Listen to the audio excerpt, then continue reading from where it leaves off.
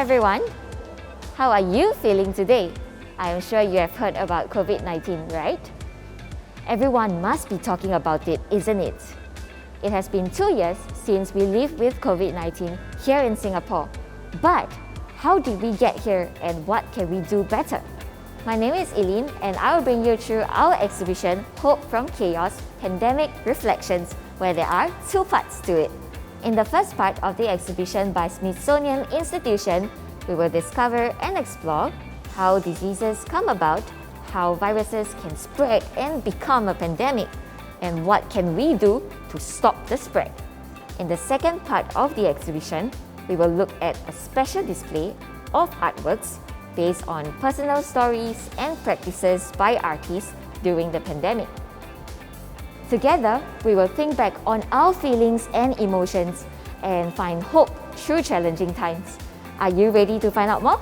Let's go!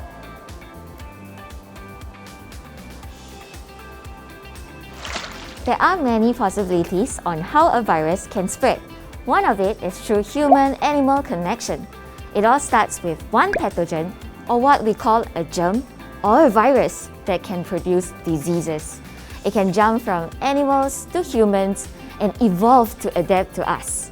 And when humans move into wild places, they increase their contact with these pathogen-carrying animals like mosquitoes. We are connected to everything around us, such as the environment and the animals. And this is also known as One World, One Health. We need to take care of ourselves so that the world will be healthy too. On the topic of viruses, have you ever wondered how they look like? Here, we will find out more about viruses, but what exactly are they?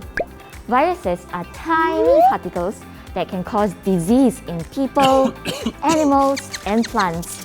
They are so tiny, we can only see them through a special equipment such as a microscope.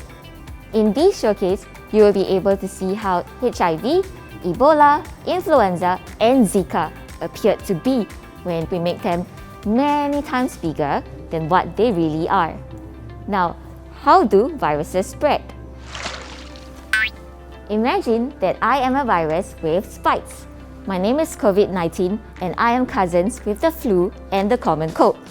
This is how I look like when magnified 2 million times larger than the actual virus. This artwork is by Luke Jerome, a UK artist, and it is a sculpture made from glass. When someone sneezes or coughs, I travel through the air to find a host to attack. I can jump from hand to say hi. And when I come to visit, I can bring fever, cough, and difficulty in breathing. But don't worry, I won't stay for long because you will get better after your body's defense system kicks in. So what can we do to stop the spread of viruses? They are simple. Always remember to wash your hands with soap to keep the bacteria, germs, and viruses away. You can sing your favorite song too as you are scrubbing away, like the song The Wheels on the Bus. Sneeze onto your elbow. When you feel unwell, pay a visit to the doctor and wear a mask.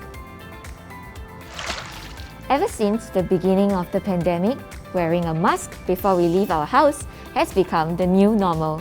It is important that we wear our mask to help reduce the spread of the virus and protect ourselves and our loved ones. Welcome to the second part of the exhibition where we look at how artists have created artworks to think back on the challenges they faced while living with COVID-19. Do you have a hobby that you picked up during the circuit breaker? Here, we will see how artists found hope through creativity. Right behind me are masks by Nonzuzo Gekwa and Pierre Lariche, all the way from South Africa. These masks were created during COVID-19 lockdown in South Africa, which had one of the strictest lockdowns in the world.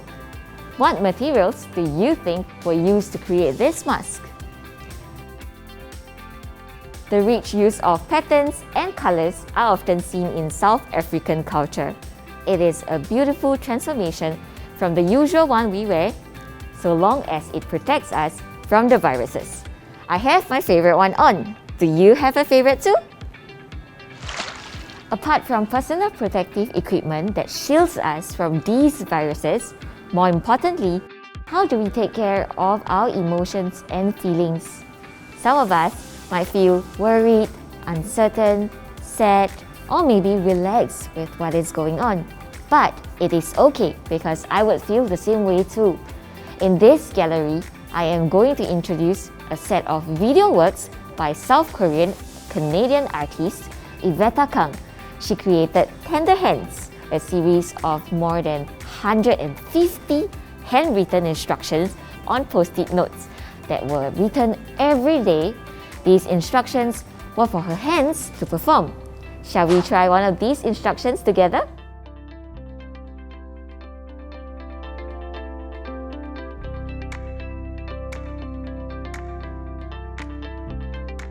Kang wants to remind us of how fragile our human body is. Our body can carry diseases that is infectious to others. Hence, we need to be isolated at home if we are unwell to stop the spread. But isolation may make some of us feel lonely. Kang's work is a representation of how our body and mind cannot be separated one from the other. You can also think of easy and simple steps of care that can help to make you feel better, and then try it with your family. Today, we have learned more about how diseases come about, how viruses can spread, and what we can do to stop the spread by washing our hands and wearing our mask. We have also seen how artists express themselves through their meaningful and stunning artworks. From this virtual kids tour, we hope the pandemic will not stop us from learning new things in many fun ways. Thank you for joining me. We have many artworks in this exhibition that are not to be missed, so do join us at the museum while staying safe during your journey. We hope to see you all real soon. Goodbye!